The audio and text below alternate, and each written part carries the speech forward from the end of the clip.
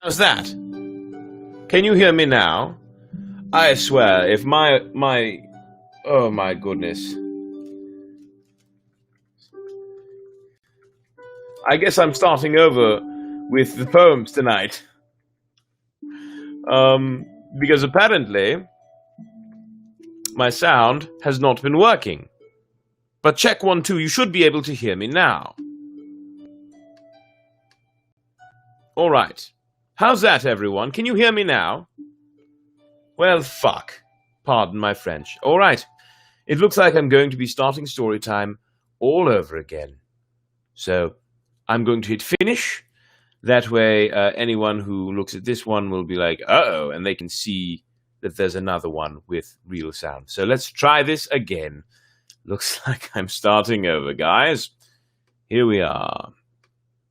Well, anyway, that was fun. But yes, I will now start them over again. So, I will see you all momentarily.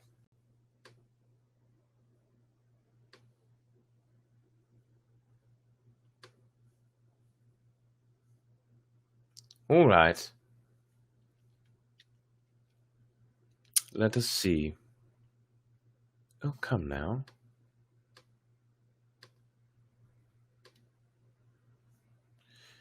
My computer's being a bit of a bastard. Very slow and stuff. But, let's see. Well, it looks like I'm live. Oh my goodness, why is it being so damn slow? Goodness gracious. Either way, hey everyone, welcome to story time. I just went through a half hour, and first I do have to give a shout out. I've started my live video back up.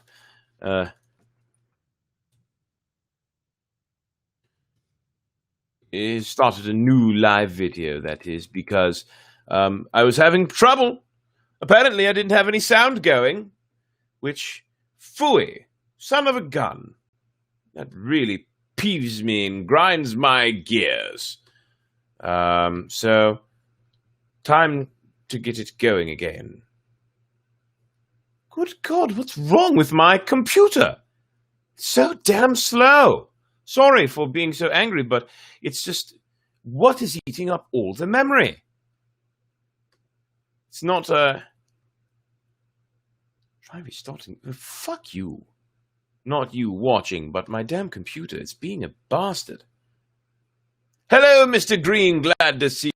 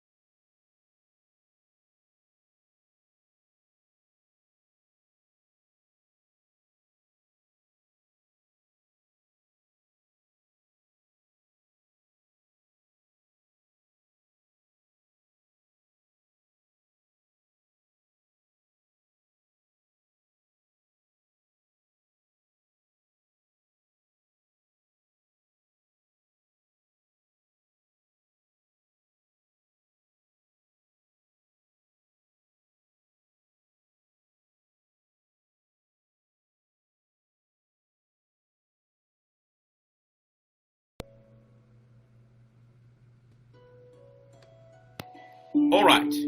I'm switching to the shitty built-in computer microphone because what the fuck? I'm really pissed right now. I mean, this is bullshit. What's going on with my damn setup here?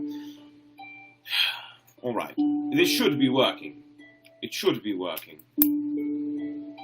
I don't know what's going on with the other problem, but fucking hell. I'm going to switch streaming services because this is ridiculous. I'm going to try a different one tomorrow. But regardless, we're back to it. Hello and welcome to Storytime, everyone. Sorry you're getting the angry me here. Well, the disgruntled me. You don't want to see angry me. Anyway, here we are. Storytime. Just in case no one could hear it, I need to give Manny Roberts a huge shout-out and a big thank you for pointing out to me that the audio was gone for the first time. Mr. Green, you also get one for pointing it out this time, because son of a bitch. But anyway, huzzah, Manny, and huzzah, Mr. Green. Thank you to both of you, and thank you, Mum, you pointed out the sound as well. Another huzzah for you! Anyway, though, tonight is story time, and it's the first ever planned poetry time. So, that it is. We're going to be reading some poems tonight. Mostly Edgar Allan Poe, but also an original. Fuck, I said so much about that just didn't get broadcast because there was no fucking audio. Sorry for the vulgarity tonight. I'm really upset. Anyway, follow on Facebook, Storytime, the group page. Plus, you can find me on Facebook. Brett Picorni should be easy to find. Then there's YouTube, B Picorni1. Go ahead and hit like and subscribe if you haven't. And make sure you share it with your friends. And don't forget as well to find me on Twitch if you're on Twitch. Brett Doesn't Game, all one word. I am broadcasting on all three right now. So there's that. Anyway, yeah, what the fuck is wrong with this fucking board? It might be a problem with the cable, I'm not sure. But anyway, I'm using the in-computer audio instead of the board because it's being a bastard. Yes, it is time for some poetry. So, tonight what I'll be reading is an original piece plus several poems by Edgar Allan Poe. The first one I will do is the original one. And it's one I actually wrote fairly recently. I haven't written a lot of poetry lately, even though over my lifetime I've written a fair amount. It's been a rather big part of my life. I've written a lot. But it's been a while since I really delved into it. So I did write one a few days ago, and I felt it relevant to what's been going on lately, so I wanted to share that with you all.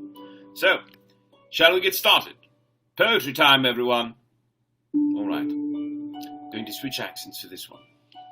It's called The Missing Word. Now, it's written on my phone, so my phone's going to be here, but I'm going to bring it down so that it's just out of view, but so that I can still be looking right at you when I read it. Alright, here we go. This one's called The Missing Word. The Missing Word. America's great! Except for the hate. Riots and looting, our minds are polluting. I'm holding my loved ones. I feel as of late the world might be ending and we're just pretending that this is our fate to call ourselves great while we turn a blind eye and reciprocate. I understand that I don't understand.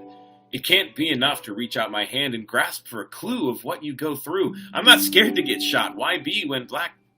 I'm not. Don't get me wrong. I respect blue. I know if they're good, and I honor it too. And I know it's not all of them. I have family among them. But a bad apple and few can spoil them too. It's our duty to stand up with you.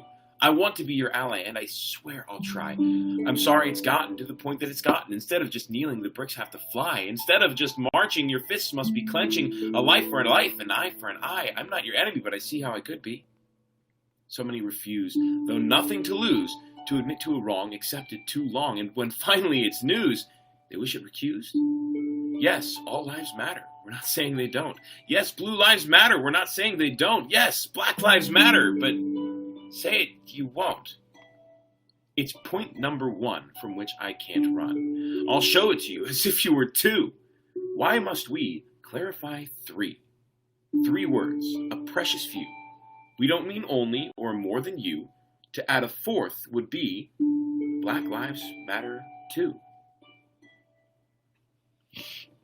All right, that was the missing word. And the missing word, by the way, is referencing the word too. Black Lives Matter too. A lot of people seem to miss the point of the movement, which is not to say that Black Lives Matter more than other lives, or to forget other ones, but to say that, hey, we're important too. There are a lot of problems, and people are refusing to notice them. We have an entire people who are crying for help, and people are smacking their hand away and saying, "Buck up, buckaroo." I don't know about you, but if I were reaching out for help, I'd want someone to grab my hand and pull me up, help me stand up. I had a lot more profound things I mentioned earlier, but I can't remember them exactly as I had, and I don't want to minimize it and all that, so I will leave it at that. Take from it what you will, but realize that we're all human, and we all matter. And when someone is crying out, "Why don't I matter to you as well?" we should hear that. It's not a cry for attention, it's a cry for help. And we should realize that. It's not hard to understand that Black Lives Matter doesn't mean we're the best, we want attention, we want this, we want that. It means, hey, we matter too. Can you please recognize that we're people too? Moving forward from the somber note, let's get on with some more poetry. That was the original for the night. And up next is Edgar Allan Poe's Alone, originally published in 1875. So Poe wrote this poem in the autograph album of Lucy Holmes, later Lucy Holmes Balderston. The poem was never printed during Poe's lifetime. It was first published by E.L. Didier in Scribner's Monthly for September of 1875 in the form of a facsimile. The facsimile, however, included the addition of a title and date not on the original manuscript. The title was Alone, which has remained. Now, doubts about its authenticity, in part inspired by this manipulation, have since been calmed. The poem is now seen as one of Poe's most revealing works. And here we are. From childhood's hour I have not been. As others were, I have not seen. As others saw, I could not bring my passions from a common spring. From the same source I have not taken. My sorrow I could not awaken. My heart to joy at the same tone, and all I loved alone. Then in my childhood, in the dawn of a most stormy life, was drawn from every depth of good and ill the mystery which binds me still.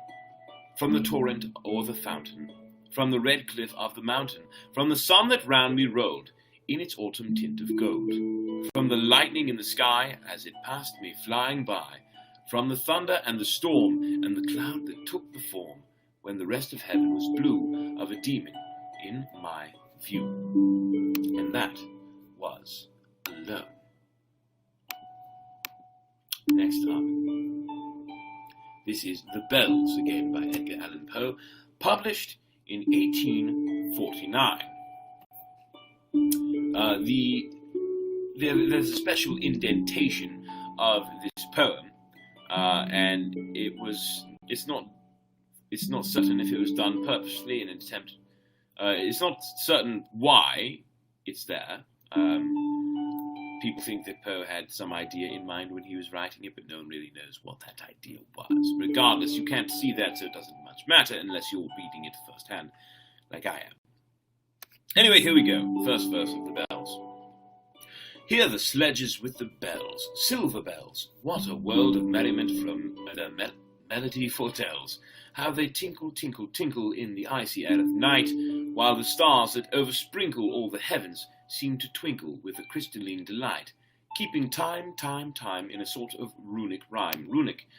Runes were characters of several alphabets used by the Germanic peoples until the 13th century. They were first used over 1500 years ago by the East Goths and later appeared throughout England and Scandinavia. The word rune itself comes from an early Anglo-Saxon word meaning secret or mystery, and they remain an enigma to the modern world. to the tintinnabulation that so musically wells from the bells, bells, bells, bells, bells, bells, bells, from the jingling and the tinkling of the bells. Tintinnabulation, by the way, is the ringing or sounding of bells, a jingling or tinkling sound as if of bells. It was frequently misspelled as tintinnabulation with the second set of N's. So it's T-I-N-T-I-N-N-A-B-U-L-A-T-I-O-N, commonly misspelled without the third N. And in 1849, the printing of this poem was spelled correctly. However, there was an 1850 printing where it was misspelled, and Poe was actually dead before either of those printings. So. Verse 2. Hear the mellow wedding bells, golden bells. What a world of happiness their harmony foretells. Through the balmy air of night, how they ring out their delight. From the molten golden tones, and all in tune, what a liquid ditty floats. To the turtle dove that listens while she glows. On the moon, oh, from the surrounding cells, what a gush of euphony voluminously wells. Euphony, pleasing or sweet sound, the acoustic effect produced by words so formed or combined as to please the ear, voluminously, having or marked by great volume or bulk, consisting of many folds, coils, or convolutions. How it swells, how it dwells, on the future, how it tells of the rapture that impels. Rapture, ecstasy, a state or experience of being carried away by overwhelming emotion, a mystical experience in which the spirit is exalted to a knowledge of divine things. To the swinging and the ringing of the bells, bells, bells, of the bells, bells, bells, bells, bells, bells, bells, to the rhyming and the chiming of the bells. Now we move on to verse 3. And I see Regina has joined us. Hello, Regina. Huzzah! Glad to see you have joined us.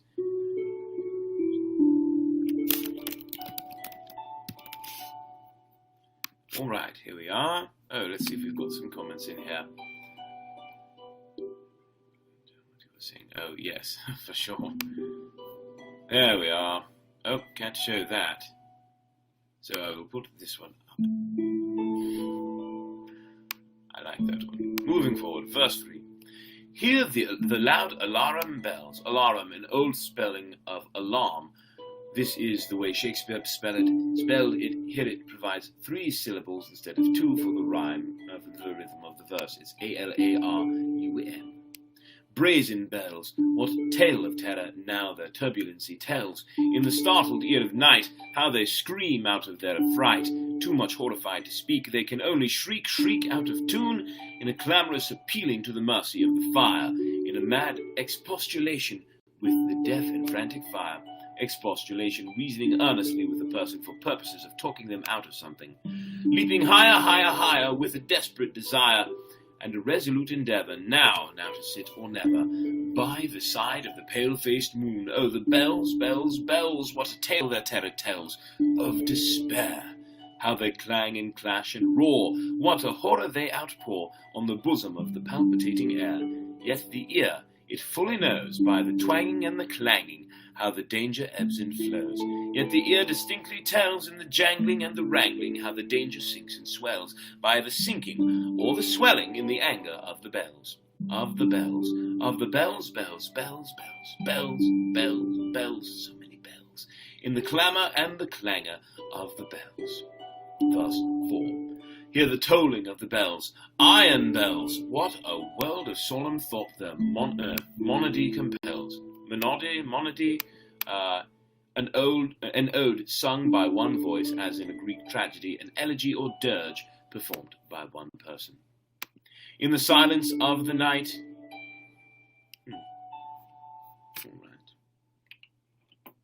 in the silence of the night, how we shiver with affright at the melancholy meaning of their tone, for every sound that floats from the rust within their throats is a groan. That's that. And the people are the people, they that dwell up in the steeple, all alone, and who tolling in that muffled monotone, feel a glory in so rolling on the human heart a stone. They are neither man nor woman, they are neither brute nor human. They are ghouls, and their king it is who tolls, and he rolls a paean from the bells. Paean or paean, a joyous song or hymn of praise, tribute, thanksgiving, or triumph. And his merry bosom swells with the paean of the bells, and he dances and he yells, keeping time in a sort of runic rhyme to the paean of the bells, keeping time in a sort of runic rhyme to the throbbing of the bells, to the sobbing of the bells, keeping time as he knells in a happy runic rhyme to the rolling of the bells, to the tolling of the bells, to the moaning and the groaning of the bells. And that was the bells. Certainly a lot of bells. Certainly a lot. Oh my. So that was the bells. There you have it. Yes, I do have 2 more poems by Poe. And let's see. I think the next one I will move on to is The City in the Sea. Ooh.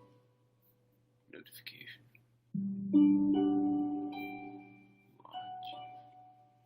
All right. The City in the Sea, published in 1831. Lo, death has reared himself a throne in a strange city lying alone, far down within the dim west, where the good and the bad and the worst and the best have gone to their eternal rest. There, shrines and palaces and towers, time-eaten towers that tremble not, resemble nothing that is ours. Around, by lifting winds forgot, resignedly beneath the sky, the melancholy waters lie. No rays from the holy heaven come down on the long night time of that town, but light from out the lurid sea streams up the turrets silently, gleams up the pinnacles far and free, up domes, up spires, up kingly halls, up fanes, up Babylon-like walls, up shadowy, long-forgotten boughs of sculptured ivy and stone flowers, up many and many a marvelous shrine, whose wreath freezes, a sculptured or richly ornamented band as on a building or piece of furniture. The vial, the violet, and the vine, resignedly beneath the sky, the melancholy waters lie. So blend the turrets and shadows there, that all seem pendulous in the air, pendulous, poised without visible support. While from a proud tower in the town, death looks gigantically down. There open fanes and gaping graves yawn level with the luminous waves, but not the riches there that lie in each idol's diamond eye, not the gaily jeweled dead tempt the waters from their bed, for no ripples curl, alas, along the wilderness of glass, no swellings tell that winds may be upon some far-off happier sea, no heaving hint that winds have been on seas less hideously serene. But lo, a stir is in the air, the wave that is a moment there, as if the towers had thrust aside, in slightly sinking the dull tide, as if their tops had feebly given a void within the filmy heaven. The waves have now a redder glow, the hours are breathing faint and low, and when amid no earthly moans, down that town shall settle hence, hell, rising from 1,000 thrones, shall do it reverence. And that was The City in the Sea by Edgar Allan Poe. Moving on, we've got one more poem, as it were, and then we shall move forth. I may read one more original, so we will see about that.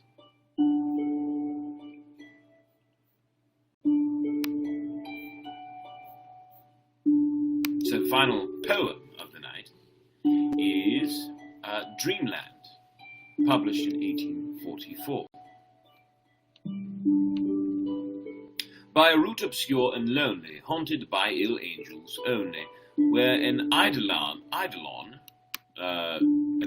is the astral double of a living being, a phantom double of the human form, a shade or perispirit, the Kamarupa after death, before its disintegration. the phantom can appear under certain conditions to survivors of the deceased. Where an eidolon named Night on a black throne reigns upright, I have reached these lands but newly from an ultimate dim Thule. Thule, pronounced Thule, was the northernmost part of the ancient world, usually an island and often Iceland. Ultima Thule, in medieval geographies, may also denote any distant place located beyond the borders of the known world. It's also the extreme limit of travel and discovery. From a wild weird clime that lieth sublime, out of space, out of time, bottomless vales and boundless floods, and chasms and caves and titan woods, with forms that no man can discover, for the dews that drip all over, mountains toppling evermore into seas without a shore, seas that restlessly aspire, surging unto skies of fire, lakes that endlessly outspread, their lone waters lone and dead, their still waters still and chilly, with the snows of the lolling lily. By the lakes that thus outspread their lone waters lone and dead, their sad waters sad and chilly, with the snows of the lolling lily, by the mountains near the river, murmuring lowly, murmuring ever, by the grey woods, by the swamp where the toad and the newt encamp, by the dismal tarns and pools where dwell the ghouls, by each spot the most unholy, in each nook most melancholy, there the traveller meets aghast meaning terrified, struck with amazement, showing signs of terror or horror, cheated memories of the past, shrouded forms that start and sigh as they pass the wanderer by, white-robed forms of friends long given in agony to the earth and heaven, for the heart whose woes are legion, 'tis a peaceful, soothing region, for the spirit that walks in shadow, 'tis an Eldorado. In other words, a place used as a metaphor to represent an ultimate prize that one might spend their life seeking. It could represent true love, heaven, happiness, or success. But the traveller, travelling through it, may not, dare not, openly view it. Never its mysteries are exposed to the weak human eye unclosed. So wills its king, who hath forbid the uplifting of the fringed lid. And thus the sad soul that here passes beholds it but through darkened glasses, by a route obscure and lonely, haunted by ill angels only, where an eidolon named Night on a black throne reigns upright. I have wandered home but newly from this ultimate dim Thule. And that is the end of the final poem for the evening. With that, oh, and by the way, I see Juan has joined us. Hello, Juan, huzzah! Thank you for being here. But with that, I suppose I could find a poem for you, an original poem. Let's see what I can do here.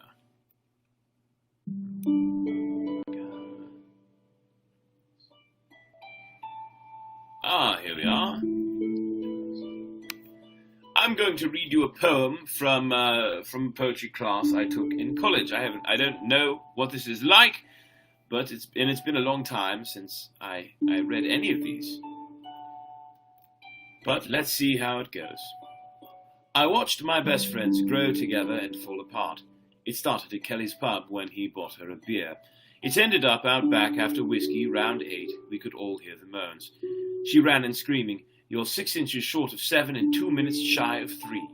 He skulked in weeping. I swear that's never happened to me. A few weeks later, he didn't pay for her manicure.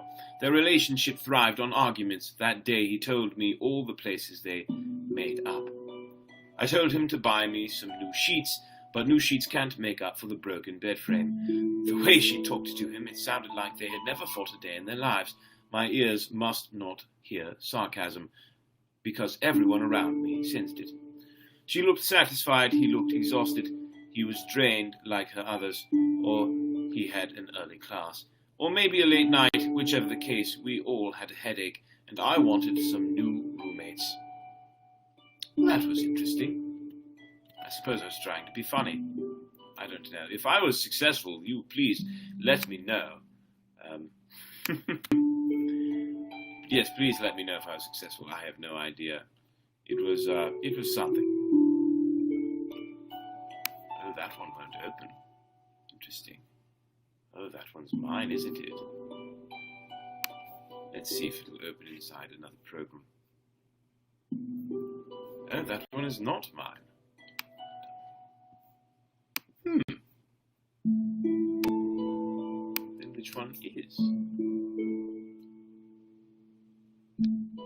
I have no clue.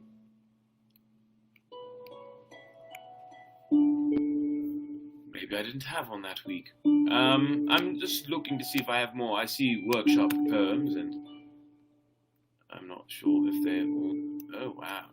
So some of these aren't even opening, but that's okay.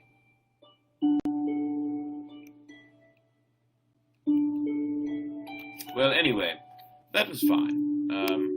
Oh, I found them all here. Here's one. Oh, yes, so that one... Yes, that one was actually redone. So there's another version of that one. And here it goes. It's also called... The second version is called A View from the Third Wheel. It started at Kelly's pub when he bought her a beer. It ended up out back after whiskey around 8. We could all hear the moans. She ran in screaming, "You're 6 inches short of 7 and 2 minutes shy of 3. He trotted in pursuit. I swear that's never happened to me. A few weeks later, he didn't meet her demands. Her past relationships had thrived on arguments. Why shouldn't this one? She was happily miserable. He was miserably exhausted. He was drained like her previous ventures, or he had an early class, or maybe a late night, whichever the case. I wanted some new roommates." It's a shorter version. So there's that. I found all of them, it looks like. Interesting. Yes, I think I'll wrap it up there. I'll look at those other ones before I just blindly read them, do you? Anyway. Oh, hello, Carla. Hello, how are you? Glad you've joined us. Huzzah! And hello, Jesse. Glad you have joined us as well. Huzzah! I got a lot of things here. Burst out the bongos. See, that's better. Not better. Delivering, yes. I think I remember the bells from high or middle school. Yes, the bells, indeed. Yes, better late than never, indeed. So, anyway, everyone, that was story time for the evening. Or in other words, that was poetry time. Because Wednesdays are now poetry as opposed to, regular stories, as it were. So, I hope you enjoyed it. And I guess we will resume poetry time next week, next Wednesday. And in the meantime, I hope you all have a wonderful night. So, I'll just run through the gamut once more. Find me on Facebook, Brett Picorni, easy to find, or just join the Storytime group, 2 words, exclamation point at the end. Find me on YouTube, B Picorni 1. Like this video, subscribe to my channel, share it with your friends so they can join as well. And finally, find me on Twitch if you're on Twitch, Brett Doesn't Game, all one word. Pretty simple, right? Anyway, much love, everyone. I appreciate you all. And I look forward to tomorrow night as well, when I will be doing more Goosebumps. So until then, I bid you adieu. Until then, dear listeners / readers / viewers, good night.